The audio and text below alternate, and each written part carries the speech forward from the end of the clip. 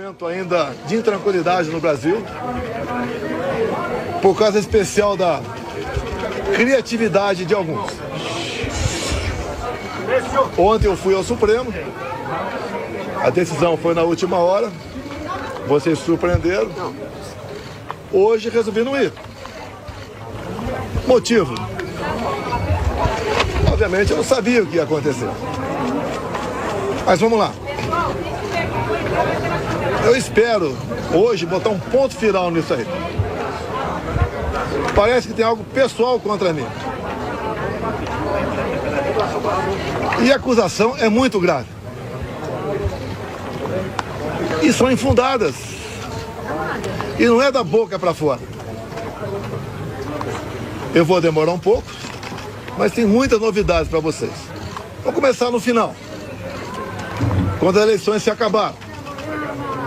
No dia 2 de outubro, 2 de novembro, alguns de vocês estavam lá na Alvorada e eu fiz um pronunciamento à nação. Coisa rara, né? Fiz um pronunciamento lido à nação. Eu vou ler apenas um parágrafo desse pronunciamento, que infelizmente não está no inquérito do ministro Alexandre de Moraes.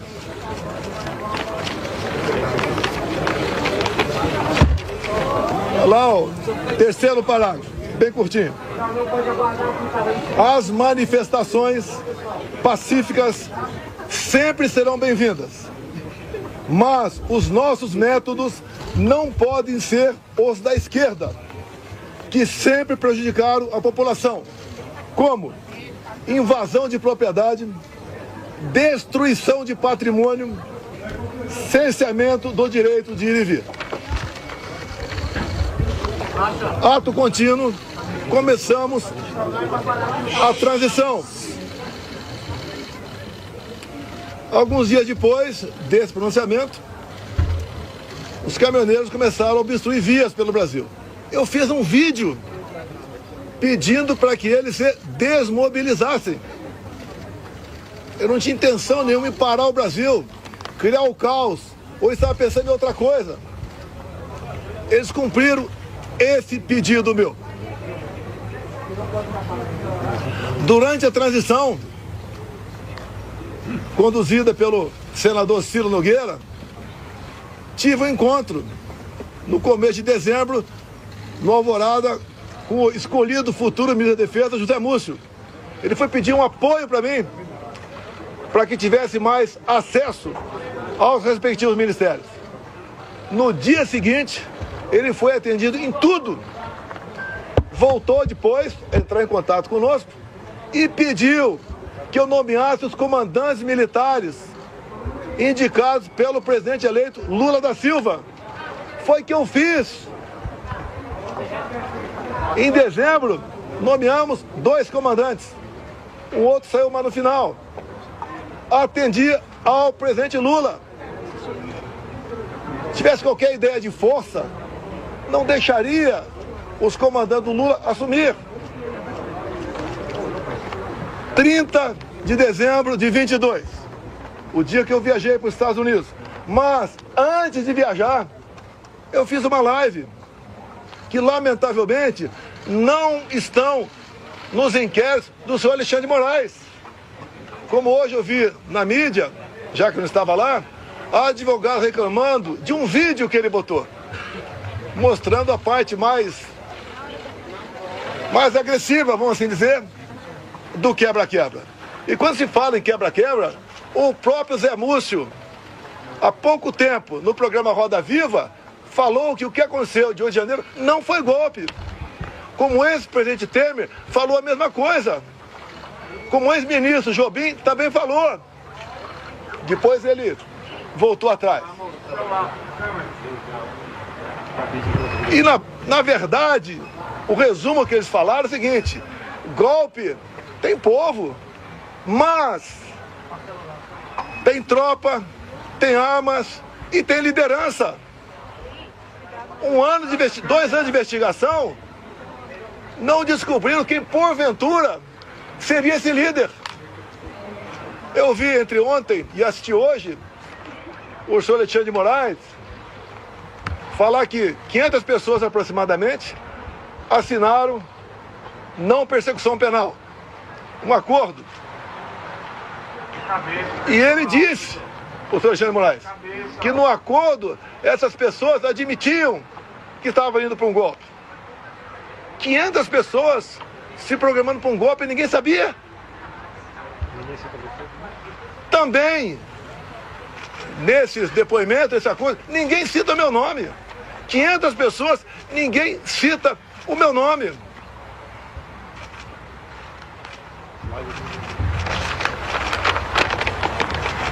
Vamos aqui para a live de 30 de dezembro, o dia que eu viajei para os Estados Unidos. Um pedacinho bem curto aqui, mas lamentavelmente as imagens não estão no inquérito do Alexandre Moraes. Ele bota o que ele quer lá. Por isso, seus inquéritos são secretos ou confidenciais. Na live. E repito, em nenhum momento fui procurado para fazer nada de errado, violentando, seja o que for.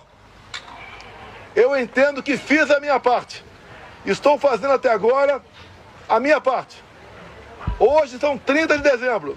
Até hoje eu fiz a minha parte dentro das 4 linhas. Não vamos achar que o mundo vai acabar dia 1º de janeiro. Vamos pro tudo ou nada. Não! Não tem tudo ou nada. Inteligência. Mostrar que somos diferentes dos outros. Nós respeitamos as normas, as leis, a Constituição. Nós sabemos dar valor à liberdade. Talvez isso seja o de mais importante. Mas o pessoal deve perguntar, por que estado de defesa? Lá atrás foi discutido estado de sítio. Você deve se lembrar, na matéria do Gringão, que passou para a Folha de São Paulo, áudios. Um dos áudios dizia, carregue num 42. Eles estavam na dúvida do que me acusar. Estavam na dúvida. Ele achou naquele momento que era melhor falar que queria dar um golpe usando o artigo 142 da Constituição. E agora, entre ontem e hoje, palavras do ministro relator, ficou convencionado por ele, estado de defesa. E o decreto estava pronto para assinar. Seria então, se eu assinasse, o início do golpe. Segundo o ministro relator, configurou-se o golpe a partir desse momento.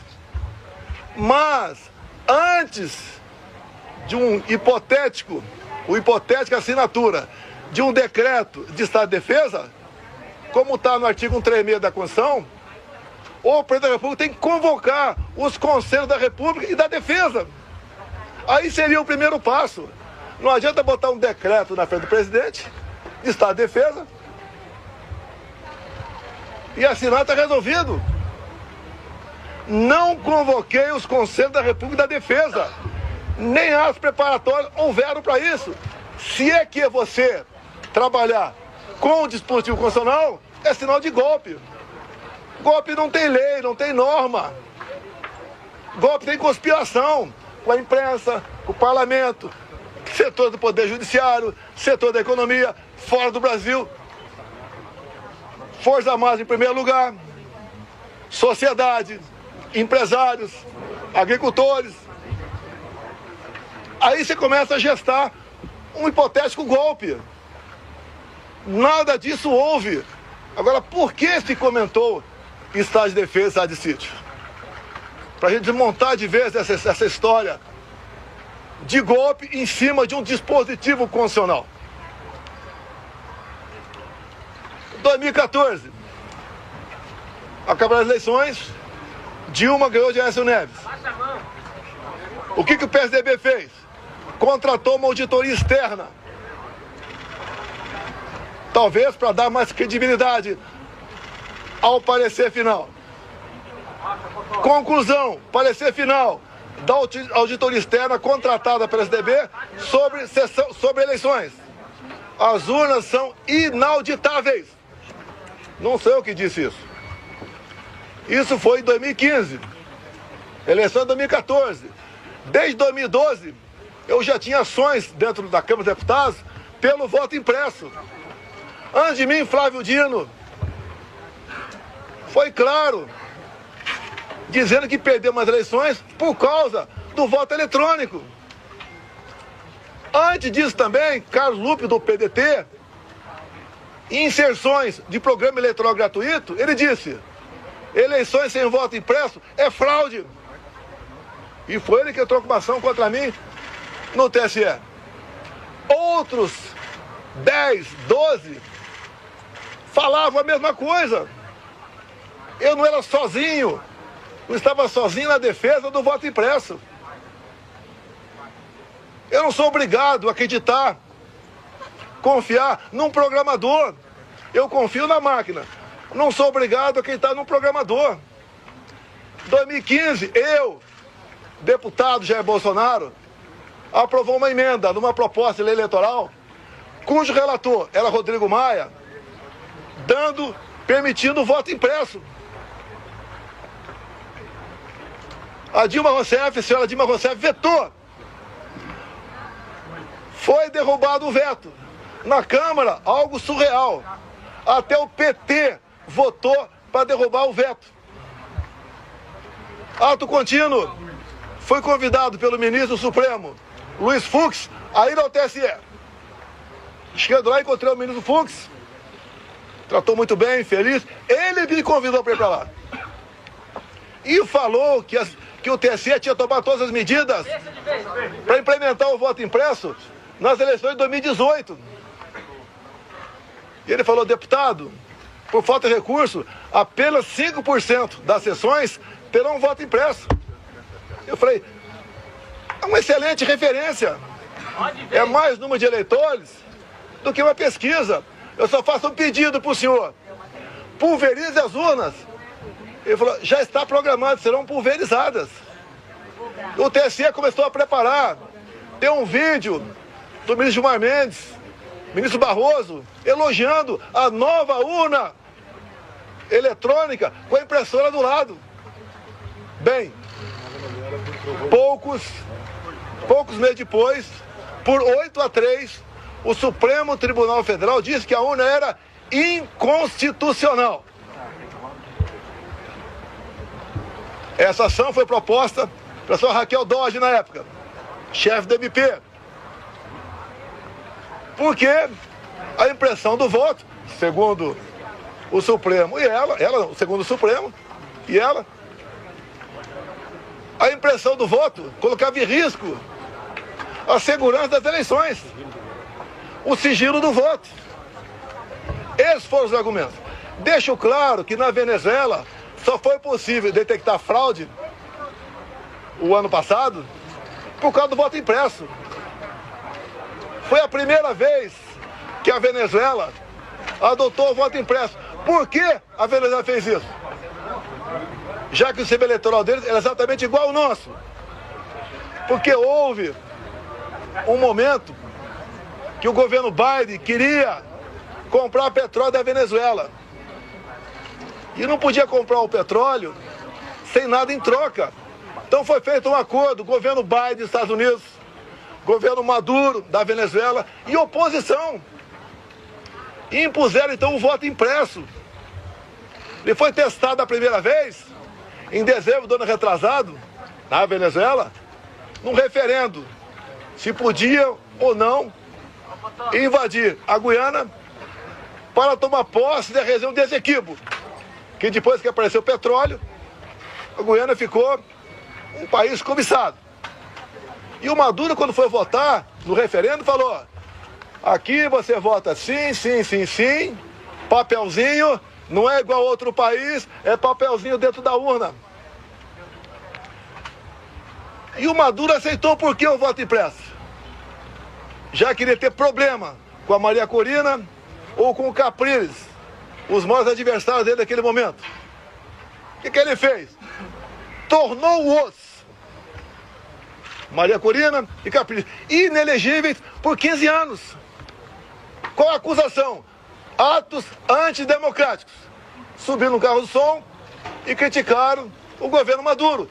Isso passou a ser ato antidemocrático. A gente começa a lembrar um pouquinho do Brasil ou não? As duas oposições mais fortes, fora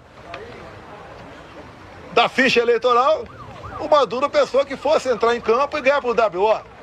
A Maria Corina organizou seu partido, organizou bases, fez um movimento por toda a Venezuela, muito parecido com o meu aqui, onde a multidão ia atrás. 300 mil mortes em São Paulo, milhares de pessoas por todo o Brasil. Tiveram as eleições. A Maria Corina se organizou, não vou entrar em detalhe aqui, se organizou. Quando começou a apuração, chegando na casa de 70%, o que o Maduro fez? Suspendeu. E logo depois, se autodeclarou eleito presidente da Venezuela, ou melhor, reeleito. Mas a oposição tinha boletim de urna, tinha atas. E essa questão se alastrou fora da Venezuela. Chegou-se à conclusão, então, que tinha havido fraude por parte do Maduro. E tinha que encerrar as eleições por ali, caso contrário, ia dar a vitória do Edmundo, o candidato da Maria Corina. E dali para frente vocês sabem a história. O governo brasileiro, o PT reconheceu a vitória do Maduro. O governo brasileiro, Lula da Silva já, não quis reconhecer. Houve um entreveiro entre ambos. O Maduro falou em certo momento: a sua justiça eleitoral reconheceu você vitorioso aí. A minha reconheceu aqui. Fique quieto ou vou falar. Palavra do Maduro. O voto impresso é um direito. Como a contagem pública de votos tem que ser feita. A Alemanha não aceitou o voto igual ao nosso. Presidente, sobre a decisão de hoje... Não. Desculpa aqui. Eu não vou atender, com todo respeito a você, não vou te atender aqui. Tá? Tá ok. Depois eu fico aberto a... Então o voto impresso, mais de 400 deputados derrubaram o veto em 2016 para 2017.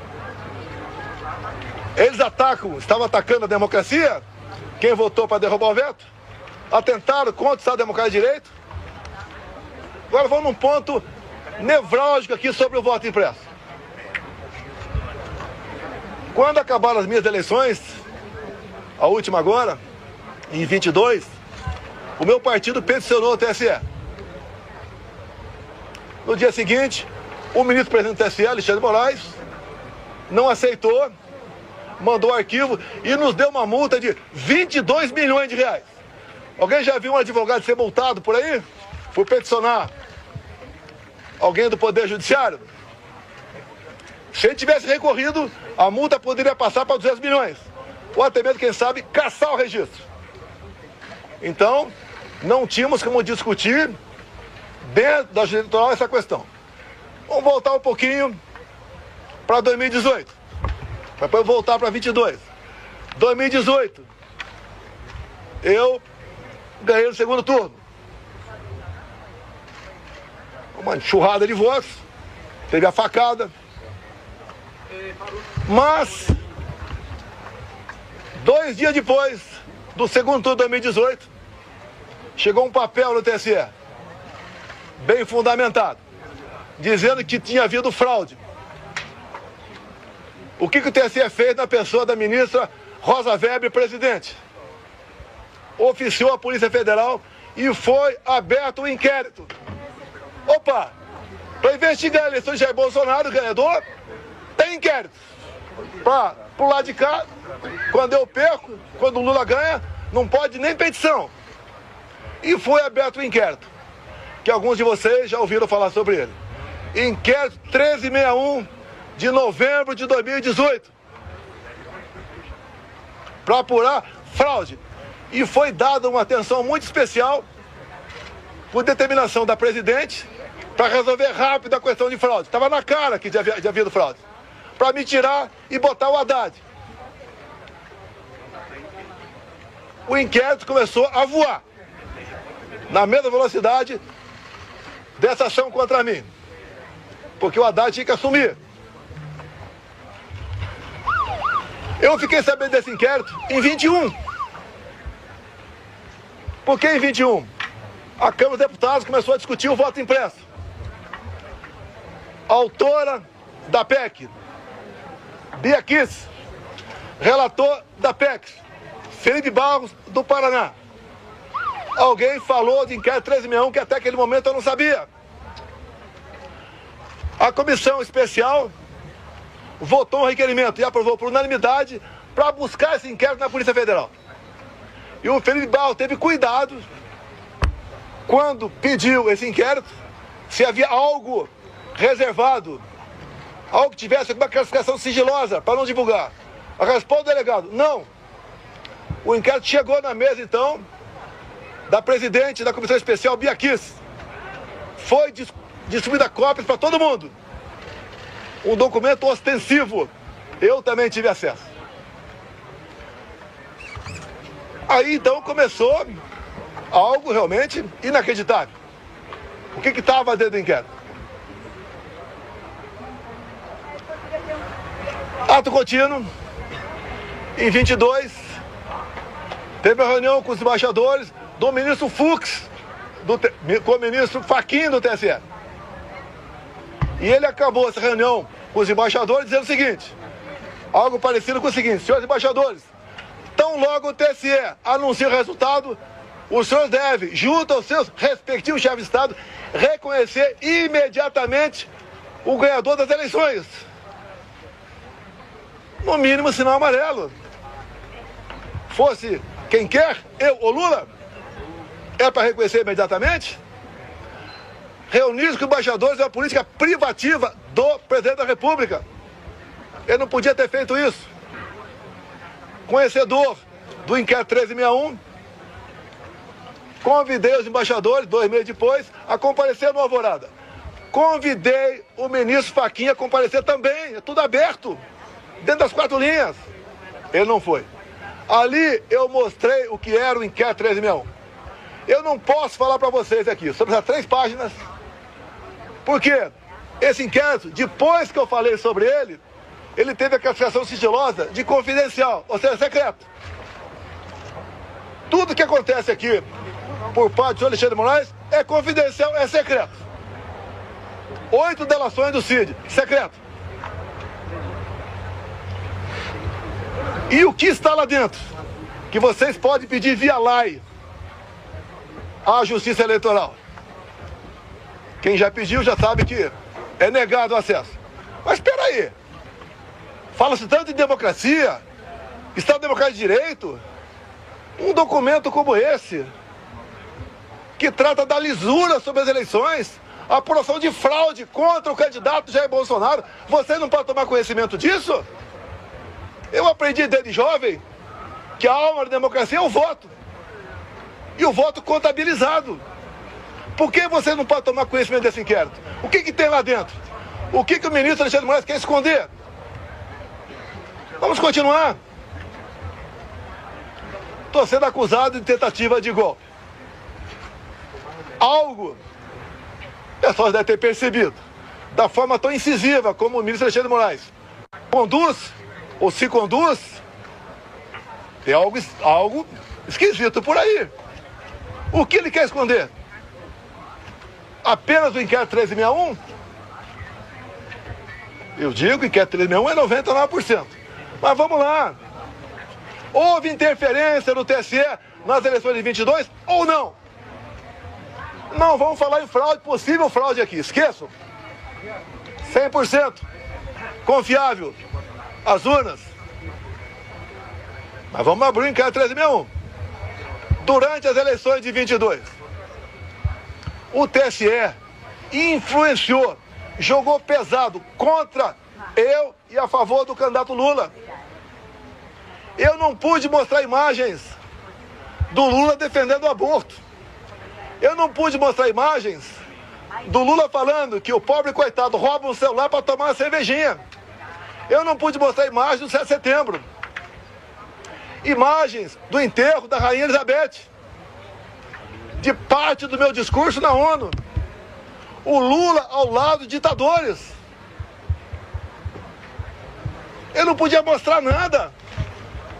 Eu não pude mostrar a imagem do Lula com o gorro CPX na cabeça, que eu me reuni com embaixadores aqui.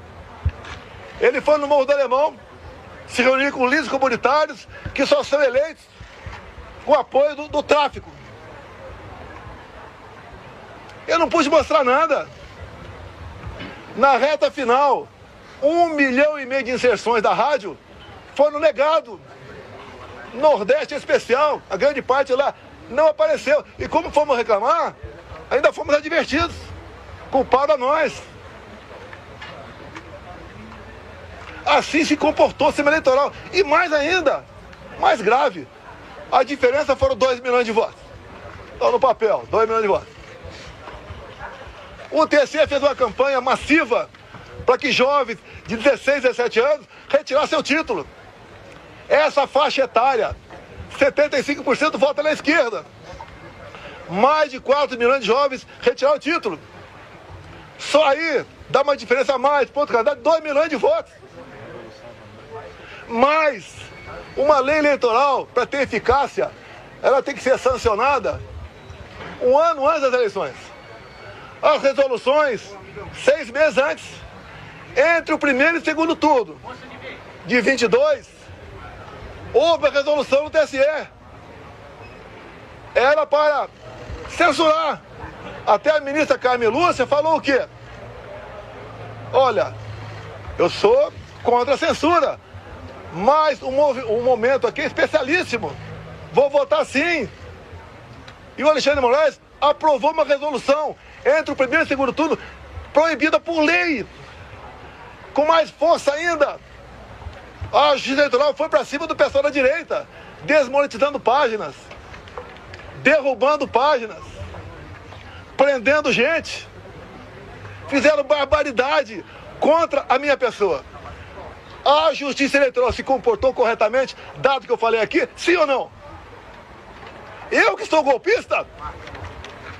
Eu que sou golpista? Esses 2 vídeos aqui estão nos autos do inquérito.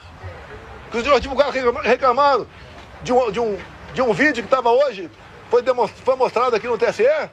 Eu sou o culpado. Repito, na delação do Cid, ele diz que, vamos partir do princípio, está tudo certo com a delação dele. Ele diz ali que ficou sabendo do 8 de janeiro, no dia 8 de janeiro. Já falei, estou repetindo, nos 500 acordos de não persecução penal, em nenhum deles, que eu tomei conhecimento, alguém cita meu nome. Graças a Deus eu saí aqui dia 3 de dezembro, porque eu não queria passar faixa para um cara com passado como o Lula tem. Não há crime nenhum não passar faixa. Não está escrito que é proibido passar faixa. Fui para os Estados Unidos e essa artimanha do 8 de janeiro, eu falo artimanha porque o ministro Flávio Dino, na Justiça, negou os vídeos do 8 de janeiro. Quase 200 máquinas. Ele entregou apenas 4 vídeos e falou que o contrato tinha vencido. Ah, pelo amor de Deus! Pelo amor de Deus! Eu sou golpista? 8 de janeiro, eu estava nos Estados Unidos. Uma das 5 acusações contra mim é destruição de patrimônio, só se for por telepatia. Existia, pegaram, fizeram pesca probatória, reviraram a vida de todo mundo, 3 buscas e apreensão em casa, não acharam nada a meu respeito. O próprio Cid falou que os militares estavam de férias no início de janeiro. Daí invento, o Lula ia assinar uma GLO. Se assinar é problema dele, pô. Vai dar golpe com os comandantes do Lula? Se os meus tivessem mantido, podia até ter uma elucubração nesse sentido. Os comandantes jamais embarcariam numa aventura. Discutir, como disse o então comandante do Exército, discutir hipóteses de dispositivos constitucionais, isso não é crime.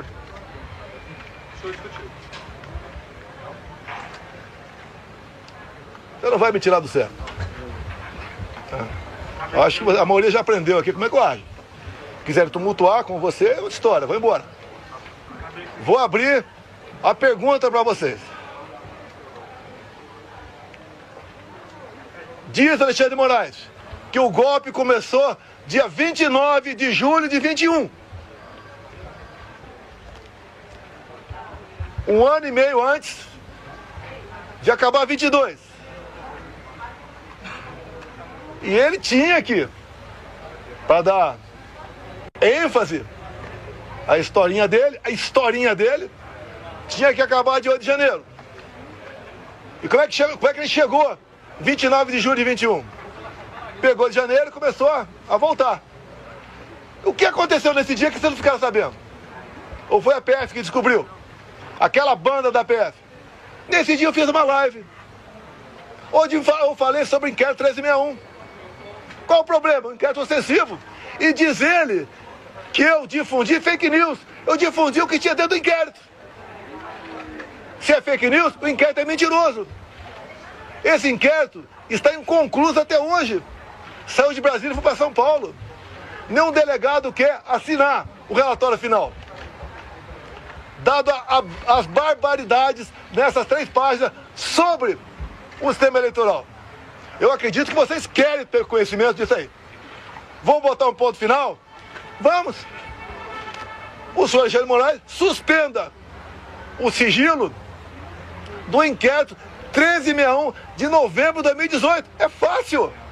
Vamos para a verdade, vamos botar tudo na mesa. Por que essas prisões absurdas? 17 anos, como 14 para Débora agora. A Débora é uma golpista, terrorista.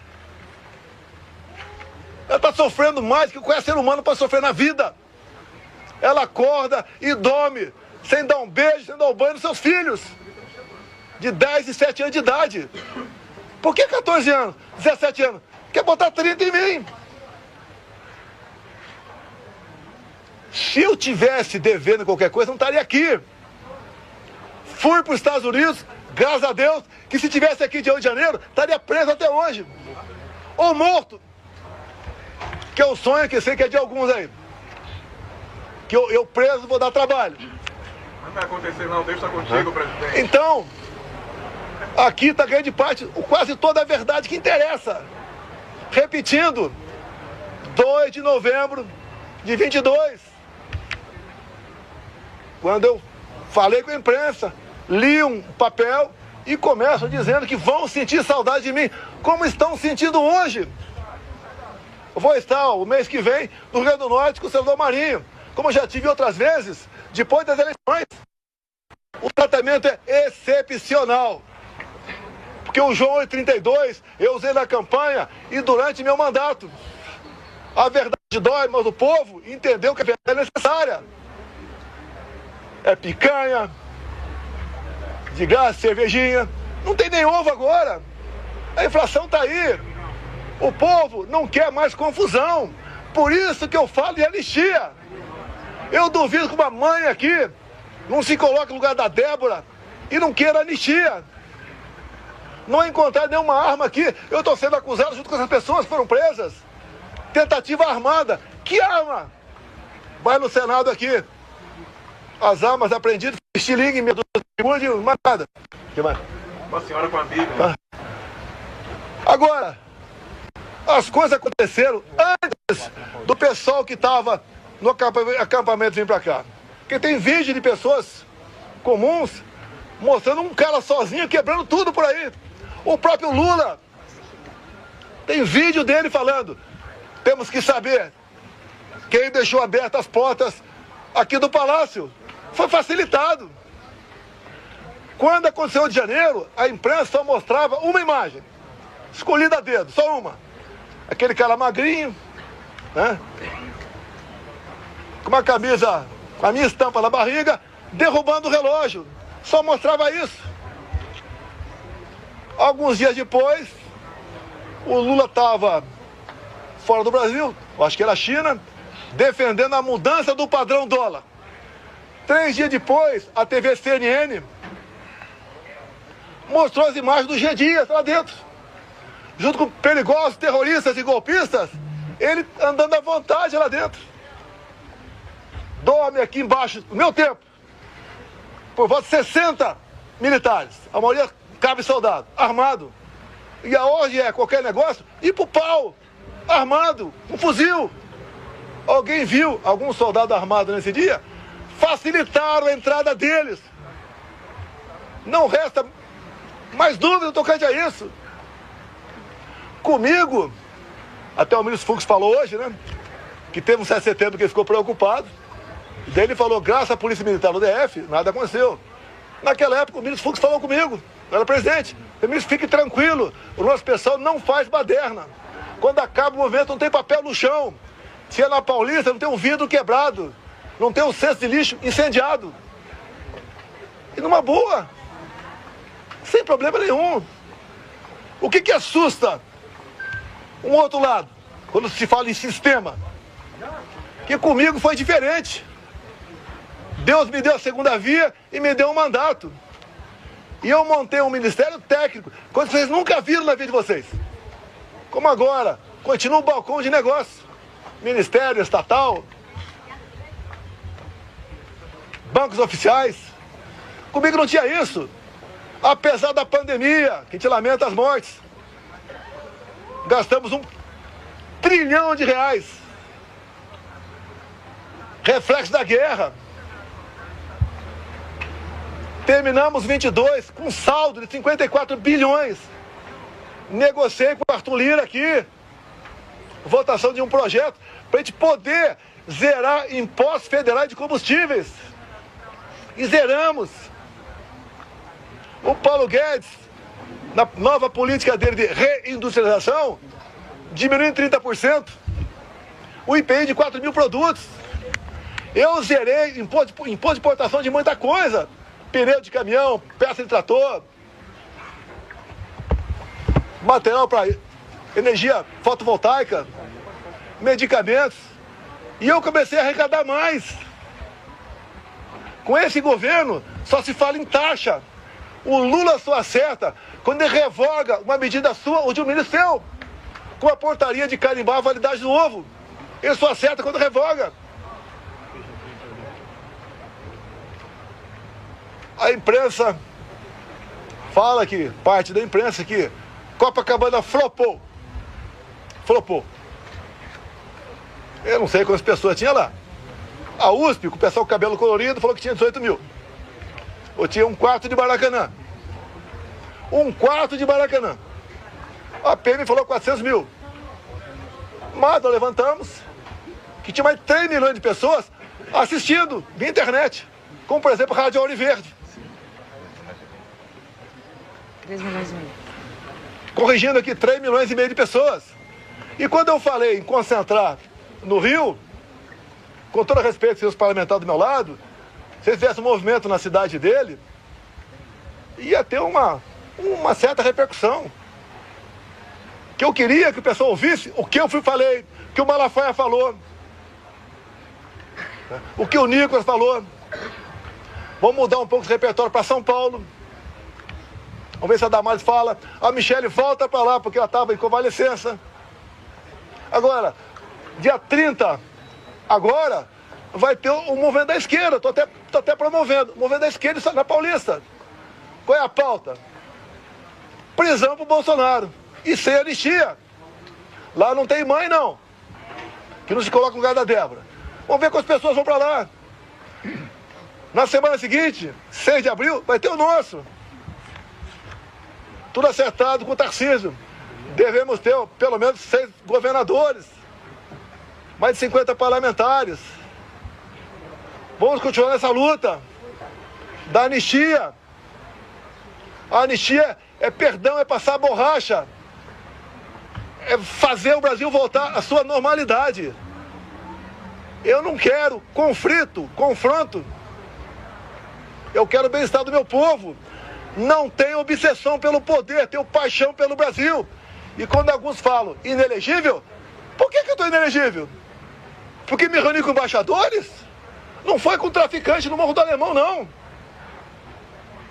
Abuso de poder político? Qual voto eu ganhei junto a embaixadores? A outra inelegibilidade, abuso de poder econômico. Acabou aqui o 7 de setembro. com toda certeza, 1 milhão de pessoas aqui, parecia uma plantação de girassol amarelo. Deixei minha faixa, acabou o 7 de setembro, a estrutura dos palanques que estavam por lá de lá, subi no carro de som, Cida Malafaia. E ali, eu fiz o pronunciamento. E que coisa ridícula. Por ocasião da votação da minha inelegibilidade, o ministro Alexandre de Moraes, falando, inclusive, ele fez um coro de imbrochável, imbrochável. O que é isso? Eu falei para um cara que estava lá embaixo, aquela medalha minha, não foi no microfone. E se tivesse falado, qual o problema? Como agora tá um grito aí, quando qualquer lugar que eu vou, chip, chip, chip. Qual o problema? Qual o problema? Alguém viu corrupção como estatal comigo? Acabaram com os Correios. Viu o rombo do Banco do Brasil? Como é que era, por exemplo, Porto de Santos? Dava prejuízo anual de 500 milhões. O Tarcísio assumiu o ministério. Passou a dar lucro de 500 milhões. Para onde ia esse 1 bilhão de reais? Ia para o bolso de alguém. Que, obviamente, começou a trabalhar contra mim. Perdeu 1 bilhão por ano. Você vai lá em Itaipu Binacional. Era conhecida apenas como uma empresa que gerava energia. Quando o Gelson Silvio Luna assumiu, ele ligou para mim, ficou abismado. O tamanho da corrupção lá dentro. Eu falei, mas como é que isso nunca veio à tona? Ah, porque ó, Itaipu Binacional, por ser binacional, não é auditada pelo TCU. Podia meter o braço até o sovaco e roubar. Nós tapamos esse rombo. Junto com o ministro Saxida, foi a reta final. O que nós fizemos? Reduzimos em 45% o preço da tarifa em dólar. E mais, começamos e concluímos a segunda ponte com o Paraguai. Não é uma pinguela, não. Uma ponte de 470 metros de vão. Tá 2 anos faltando a cabeceira. Começamos a terceira ponte em Porto Murtinho, para a Bioceânica. Alongamos em 600 metros o aeroporto de Foz do Iguaçu. Levou água para o Nordeste. Vamos terminar Itaipu aqui. Atendi o governador Ratinho, asfaltando em 43 quilômetros. Também a pedido do Felipe Barros. Asfaltamos a Transboiadeira, 43 quilômetros. Atendemos, com pequenas obras de infra, mais de 50 municípios. O então secretário da Pesca, Jorge Seife, começou a tratativa com o Paraguai para nós praticarmos a piscicultura no Lago de Foz. A previsão era aumentar em 20% a produção de pescado no Brasil. Faltou o último passo, que mesmo para o nosso lado tinha que ter autorização do Paraguai. Mais um exemplo do estatal, que deixar de meter a mão nela. Os bancos do Brasil, Caixa Econômica, BNDES, cada diretoria era um partido ou um grupo que trabalhava lá, não pelo banco, para si. Eu tive uma vez, uma pessoa muito importante, né? Foi me visitar e tinha um problema no Banco do Brasil. Era um problema de quase 200 milhões de reais. E ver se eu podia resolver. Eu tomei conhecimento. Chamei o banco. O que acha disso? Ele falou, não dá por causa disso, disso. Acabou. Daí chamei o cara de volta. Eu falei, companheiro, desculpa, mas não dá por causa disso. Sabe o que ele me respondeu? Demita o presidente do Banco do Brasil. Era assim que as coisas eram tratadas no Brasil. Um momento marcante na minha vida. Tinha uns 15 mega empresários na minha sala. Daí um falou o que pra mim? Tô vindo do SPU. Pela primeira vez não fui achacado quando entrei lá. Olha como é que funcionou a Polícia Federal e a Polícia Rodoviária Federal. Recorde de apreensão de drogas e armamento. Olha o campo. Acabamos com a invasão do MST. Como? Armamento pessoal. Arma não mata. Tanto é que o povo, em grande parte, teve arma. E diminuiu em quase 30% o número de mortes por arma de fogo do Brasil. O Tarcísio foi um gigante. Acabamos com muitas balsas pelo Brasil. O Marinho levou água para o Nordeste. Com Saxida na reta final, acertamos toda a documentação para eólicas offshore na costa do Nordeste, para gerar o equivalente a 50 Itaipus. O Saxida acertou a documentação para a exploração de lítio na região mais pobre de Minas Gerais, que é o Vale de Quitinhonha. O Saxida também acertou a regulamentação para nós começarmos a explorar urânio lá em Santa Quitéria, Ceará. O que o Lula fez no final do ano passado? Teve aqui reunião do G20. Assinou 37 memorandos e acordos com a China. Esses acordos entregou o nosso urânio para a China. Acordos têm que passar pelo parlamento. E a comissão inicial é Relações Exteriores e Defesa Nacional. Por isso, eu me empenhei, junto com o nosso partido, ninguém foi violentado por causa disso, a indicação seria do Eduardo Bolsonaro. Com toda certeza, pressão de fora, bateu aqui dentro. O Lula quer botar o Brasil no colo da China. É só vocês da imprensa tomarem conhecimento dos 37 memorandos e acordos, até acordo satelital. O que o Lula quer? Quer uma internet dele e a China aqui dentro. Não tem como esse país ir para frente. Não tem. É impossível esse país ir para frente. Temos potencial para dar um salto enorme. Por que não vai para frente? Grupelhos. E quando eu acabo com o loteamento, ou em grande parte, desses loteamentos, em estatais, em ministérios, em bancos oficiais, eu estou dando um golpe nessas pessoas que sempre se viveram na sombra do poder. Botamos um ponto final nisso. Se eu fosse um tido presidente, mané, né, como outro qualquer, ninguém está preocupado em processar. Me pinto agora nesse inquérito como o maior criminoso da democracia. Eu não interferi no TSE, o outro lado interferiu. Eu não soltei nenhum bandido para disputar a eleição. Eu não tornei nenhum bandido elegível, anulando condenações para poder disputar a eleição. Dá para entender uma união de Alckmin com Lula? Com tudo que eles foram do passado? Que constrangedor para o Alckmin ir num evento com Lula e cantar Internacional Socialista.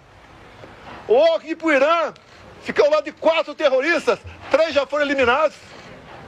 O Alckmin e Lula falar que o Hamas não é um grupo terrorista. O que eles querem fazer com a polícia militar agora? Numa PEC. Acabar com a polícia militar no Brasil. Não tem nada para dar acesso a esse país. Vou encerrando, abrindo para alguma pergunta. Presidente, o senhor teme uma eventual prisão agora que o senhor se tornou réu? Os advogados orientando aqui a não dar...